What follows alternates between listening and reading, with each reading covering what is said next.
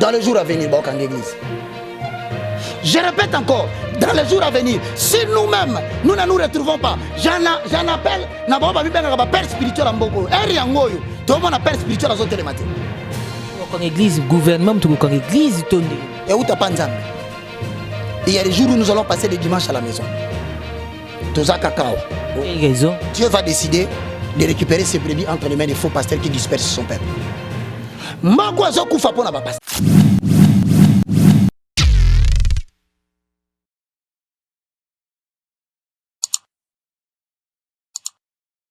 Mesdames et messieurs, vous qui nous suivez sur Nouvelle Tendance Télévision, bienvenue à ce tout nouveau numéro de Vérité et Réalité. Partout où vous avez l'habitude de nous suivre, nous vous disons infiniment merci, bonjour, bonsoir, tout dépend de l'heure à laquelle vous nous suivez.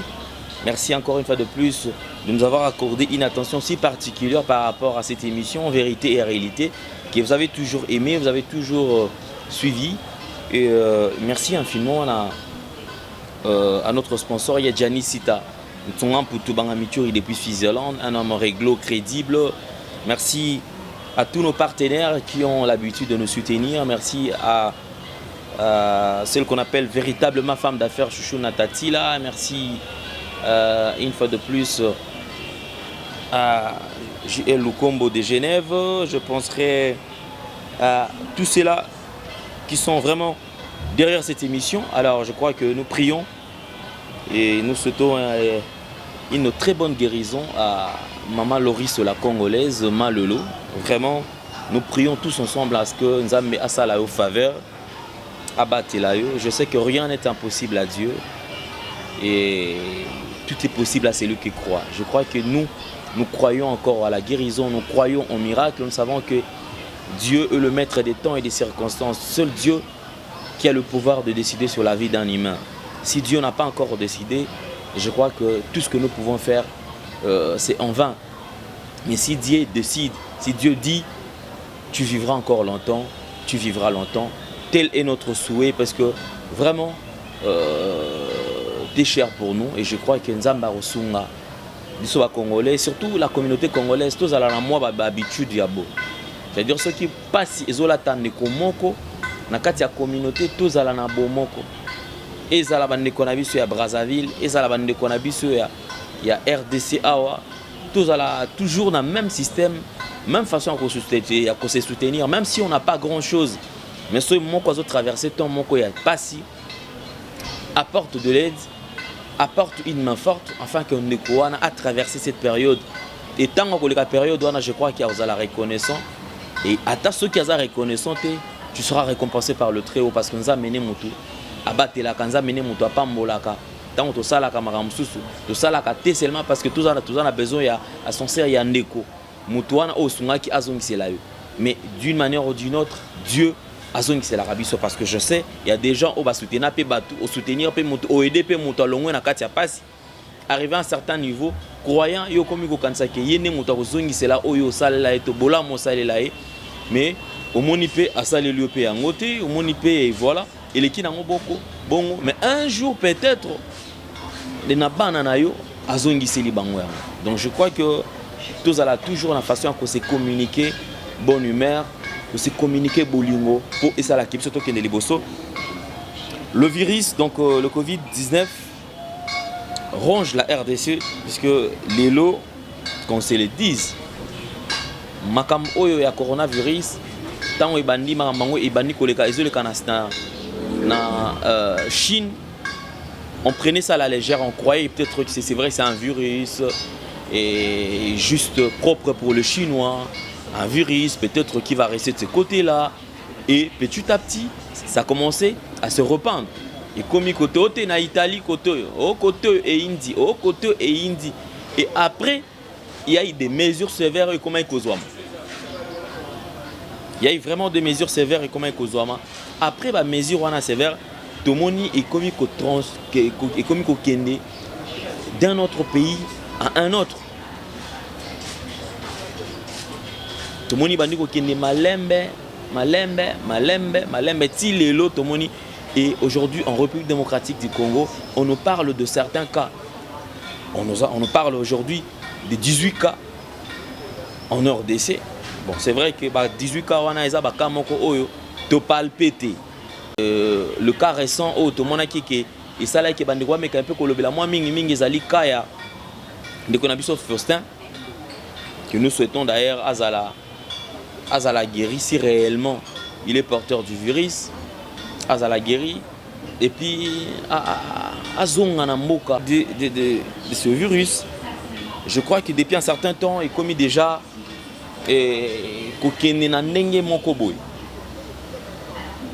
Alors, Namakam Oyo, je voudrais d'abord tozongela élément moko qui va nous proposer la réalisation, puisque si nous parlons le même langage que Gédéon et Jordan, alors tozongana moketo proposer bino l'élément extrêmement koboye boyo kanini et lobama ki na kati. Réaction ande komoko boye toujours sur makambo oyo bandai kolobama awa makambo ya église parce que le loba tout quand même église et kobaté les meli église et tout comme ça, il y a eu des mesures prises mais tout à l'heure nous extrait oyo élément oyo émission réalisée il y a quelques années. Donc tous on a moi muké le tour en 2020 je crois qu'il y a 2 ans passés au élément émission au les gars si je ne me trompe pas. Alors, suivons d'abord cet élément et on se retrouve tout juste après. Dans les jours à venir, Bokang Église.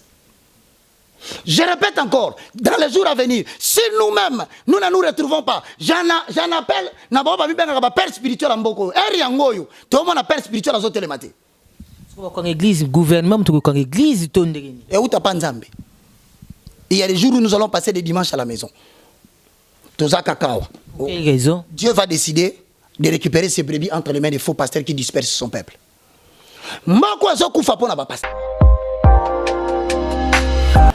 Voilà, merci là, c'était l'évangéliste. On est évangéliste, je crois quand même que Botiko Kolanda. Qu'est-ce que l'évangéliste a dit par rapport à Makam Oyo déjà, c'est-à-dire c'est déjà quelque chose Makam Sou c'est bandai ko lobama moi kala on ne sait pas toujours qu'il n'est wapi na Makam Oyo. Un serviteur de Dieu me dira Ndeko Alain session de signes annonçant la fête du temps. C'est-à-dire to komi na biso na suka ya mokili. Voilà pourquoi est-ce que la Bible dit rachetons le temps, rachetez le temps car les jours sont mauvais. Alors de nos jours, Lélo, après la France, tout le monde a des mesures qui prises. Kuna, il y a eu aussi des mesures où il frappait la République démocratique du Congo. Alors, Nakati a des mesures, autour de notre discours du président de la République, si Manango de Tozonga, Potoeba, expliquer sur certains points, Oyo, et Zole Kamasiko, Lélo par rapport à la mesure au président de la République à Zouaki. Merci Tolana. Fils du pays qui a fait ses preuves dans la lutte contre la maladie à virus Ebola, j'ai cité le docteur Jean-Jacques Mouyembe Tamfoum. Certes, jusqu'à ce jour, la pandémie n'a touché que la ville de Kinshasa avec les cas connus. Il est évident que les mesures qui suivront vont consister à freiner la propagation du virus. D'ores et déjà, des mesures sont prises concernant l'intérieur du pays, principalement les villes et les cités des provinces qui partagent leurs frontières avec les pays limitrophes. C'est pourquoi, comme depuis le début, j'ai eu une écoute de nos spécialistes et en lien avec le gouvernement, j'ai pris les mesures ci-après. Concernant l'accès au territoire national, j'ai décidé de suspendre jusqu'à nouvel ordre, dès ce vendredi 20 mars 2020, tous les vols en provenance des pays à risque et des pays de transit. Seuls les avions et les navires cargo et autres moyens de transport fret seront autorisés à accéder au territoire national et leur personnel soumis au contrôle. De reporter les voyages à destination de la République démocratique du Congo de tous les passagers résidant dans les pays à risque jusqu'à nouvel ordre. D'imposer à tous les passagers, à leur arrivée aux frontières nationales, de remplir une fiche de renseignement et de se soumettre sans exception à l'obligation de lavage des mains et du prélèvement de la température. d'imposer une mise en quarantaine de 14 jours maximum à toute personne suspectée à l'issue du test de température pour un examen approfondi et au besoin d'interner dans les hôpitaux prévus à cet effet les personnes qui seront testées positives. De doter tous les postes d'entrée maritimes, fluviales, lacustres et terrestres du territoire national du même dispositif de surveillance pour renforcer le contrôle des passagers en provenance de l'étranger. De soumettre systématiquement les personnes en partance de Kinshasa vers les différentes provinces de notre pays aux mesures de contrôle dans le but d'éviter la propagation de cette pandémie sur le reste de notre pays. S'agissant des rassemblements, j'ai décidé d'interdire tout rassemblement, réunion, célébration de plus de 20 personnes sur les lieux publics en dehors du domicile familial. De la fermeture des écoles, des universités, des instituts supérieurs, officiels et privés, sur l'ensemble du territoire national à dater de ce jeudi 19 mars 2020 pour une durée de 4 semaines. De suspendre tous les cultes pour une période de 4 semaines à compter de ce jeudi 19 mars 2020. De suspendre les activités sportives dans les stades et autres lieux de regroupement sportif jusqu'à nouvel ordre. D'interdire toujours jusqu'à nouvel ordre l'ouverture des discothèques, bars, cafés, terrasses et restaurants. D'interdire d'organiser l'organisation des deuils dans les salles et domiciles, les dépouilles mortelles étant conduites directement de la morgue jusqu'au lieu d'inhumation en nombre restreint d'accompagnateurs. De prendre en charge aux frais du gouvernement tous les cas testés positifs sur l'ensemble du territoire national. Je voudrais vous rassurer que la durée de ces mesures pourrait être modifiée dans un sens comme dans l'autre au regard de l'évolution de la pandémie. Congolaises et Congolais, chers compatriotes, l'heure est grave. Je suis conscient que les mesures que je viens d'annoncer pourraient paraître impopulaires pour certains, mais il s'agit d'une urgence sanitaire mondiale. C'est pourquoi j'ai instruit le gouvernement d'intensifier les campagnes de sensibilisation par les médias de masse, les leaders d'opinion, les relais communautaires sur les mesures d'hygiène, de prévention de la pandémie et des attitudes à adopter en cas de manifestation des symptômes. Mes chers compatriotes, pour terminer, j'en appelle à la cohésion et au sens civique et patriotique de toutes et de tous, attitudes qui nous ont permis de... Voilà, merci beaucoup. Donc là, c'était, je crois que vous avez suivi, la ville traumatisée comme... la ville en traumatisme comme pas possible, en fait. Les lots sur le Tamboli, la ville, province à Kinshasa, je vous assure, bandeko bazana biso awa, traumatisme mon côté na ville yako sakanade. Donc après le discours du président de la République, traumatisme et côté yako sakanate, yako sakanate. Je dis bien yako sakanate, yako sakanate, yako sakanate. Déjà Congolais vont vivre dans des difficultés ya makasi. Ba mesure o ekui Congolais vivre kana na taux du jour. C'est-à-dire qu'il faut abima tongo, aluka pour alia. Il faut abima tongo, aluka, alia pour vivre dans la famille et mobiba. Mais les lots, au moment où je vous parle, est commis très très grave. En parlant du transport d'abord. Les lots moi-même, témoin oculaire. Il a été dit, nakati yaba, na transport, ba bus na bus ya mine na ba transco pas plus de 20 personnes. Ce matin, Transco transporte les gens comme pas possible. Batou, Transco chauffeur à lobby, à 20 personnes kaka.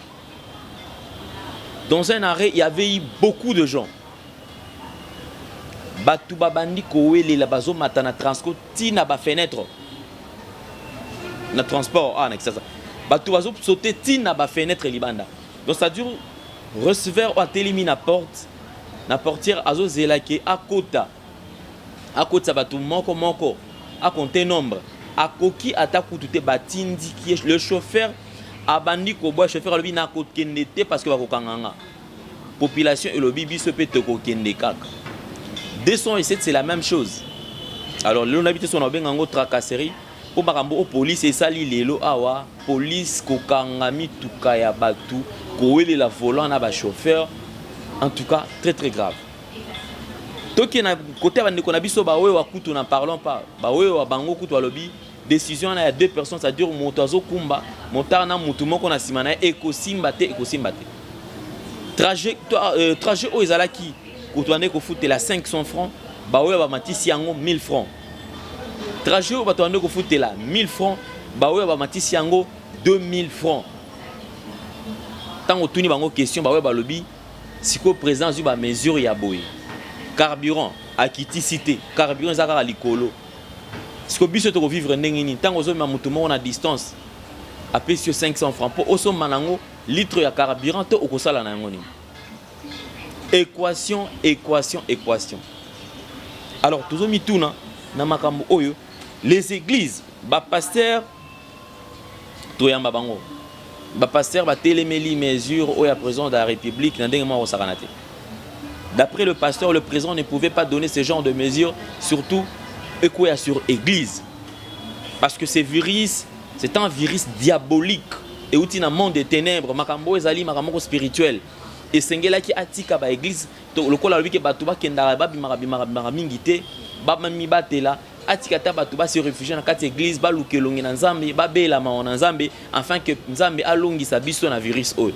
Alors moko ekoti traumatisme moko ya ko sakanata. Alors on se demande na makambo o tokosuka wapi, tokobana nango wapi, tokosuka nango wapi, parce que jusque là tous va souster o toki ko sala. Ce sont des mesures oyo bato bazu ah bandeko ya bar kutu n'en parlons pas. Bandeko ya bar n'en parlons pas, bandeko ya bar walobi mais non. Mais président Félix pourquoi cause ba mesure ya boy bongo biso to vivre ndenge ni parce que biso to va kaka na ba terrasse o to zaka na musala msuti. Alors tokuti je me demande nous sommes en train de vivre dans quel pays, en fait? Est-ce le mesure prise par le président de la République Eza Mabe, to Eza Malamu? Est-ce que la mesure au bazui bande comme ça est par rapport à la cash né au Ezali A? La cash né on est à la kaba usage unique. Bande comme susu a wana kati ya mboka na biso usage wana couvre ne wana et bandai ko futa et bandai ko tekama 100 francs si je ne me trompe pas. Voilà, j'ai dit 100 francs. Ils allaient à 100 francs parce que battu pour ando so baso malabango peut-être 100 francs. Aussitôt annoncé le message aussitôt annoncé les mesures prises par le président de la République le matin, parce que le message est à 22h. C'est ça si je ne me trompe pas, oui. Juste le matin, bande konabiso ba pharmacien, bande ko ba tonamini bande konabiso ba pharmacie, bande konabiso oyo ba tekaka ngona kati ya ba boutique, na kati ya ba maison et mati lelo au moment où je vous parle ezote kamal par pièce 2500 francs congolais. 2500 francs congolais. Né et commis par pièce. Alors dans une maison où vous avez 12 enfants, il faut que vous combien? Et ça peut être usage unique. Au lieu de après un temps, parce que il est mbaka. Parce que ça permet de respiration, penza makasi malamte. Mais bande comme ça, ba fan nango journée mobimba, balali nango, tout ça par manque. Ya koeba ko utiliser yango. Il faudrait qu'il y ait des campagnes de sensibilisation. Yakolakisa batu ndenge nini yakolata yango, ndenge nini yakosala yango. Les artistes et musiciens o bazalaka na facilité ya communiquer. Bazwa bango ceux qui le ko ba bensa na ko misambongo ba misambongo ba pesa bango basala campagne moko ya sensibilisation pour permettre aux gens pour permettre à la population ya koyeba message, ba vulgariser message wana. La ville-province de Kinshasa en traumatisme. Voilà. Kinshasa en plein traumatisme. Donc traumatisme moko ekoti na mboka ya ko sakanati. Moi ko pesa na mbote ezati. Ba savon oya ko salela awa. Donc confusion, motazu ki bola bola, savon ki bola bola, azo sukola. Pourquoi? Parce que faute de moyens ezati. Ba cash nenam c'est tout un problème pour na ko somba yango, pour na bana. Et bon aussi ya kolia likamu kobime komi kokoso okomona bato baotama na papier mouchoir en plein ville baotama papier mouchoir mutu moko kamingi zolo bwa komi na kwa moko abandi kopema c'est-à-dire message eleki malamu te maman moko alinga kufa awa na kitambo magasin mutu moko alinga kufa susu na matete maman confusion ko likolo ko banga maman atie boy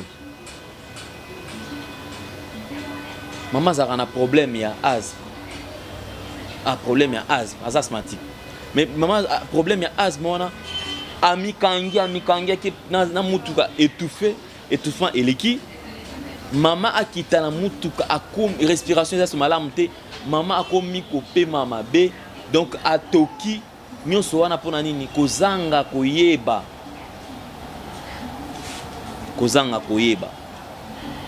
alors bandi kona biso ba église je ne sais pas papa Roger baka annonça qui déjà il y aura des jours où tokofana na kati ya mboka tokofana na ndako ba église ko sala te tozongela sous message wana parce que tokabande na message wana je pense que vous nous avez suivi bino nyoso tout bola na biso partout à travers le monde to sensibiliser bandeko toyeba réellement ndenge nini makambo eko salama alors na suka to osilisa na extrait parce que ndeko na biso ngefa ameka ki pe ko pesa point de vue na makambo oyo to tiango na bandeli ne botala ngo na bandeli la émission sima na yango boko to tiango pe na suka awa po botala ndenge nini makambo eleki nyonso tout. Alors ça c'est la première partie, on viendra avec la deuxième partie. Chaque jour toyeba évolution makambo zo salama na mboka o etali coronavirus COVID-19.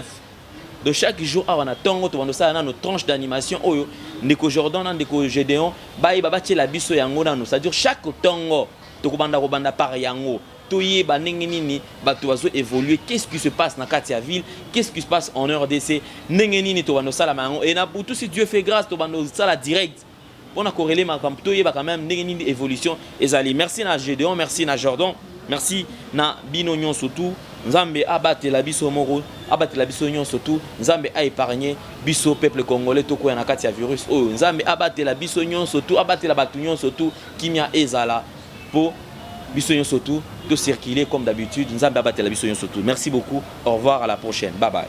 Aliboso 1 Congo ekena kao tozo espérer ata eloko moko tena 2030 et que ça me la Congo dès que coalition na alliance ezali o corona ba bomi pe o coronavirus e bomi po bazwa mbongo hein et puis moto wana soki balandeli bien te ezali mawa mingi parce que bako boma pe mboko Congo esambelaka mingi coronavirus eza na Kinshasa te